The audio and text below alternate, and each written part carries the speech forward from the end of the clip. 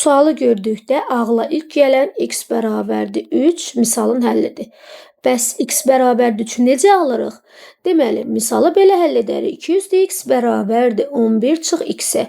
2 üstü x vurulsun bərabərliyin sağ və sol tərəfini 2 üstü 11-ə vursaq. 11 çıx x vurulsun 2 üstü 11.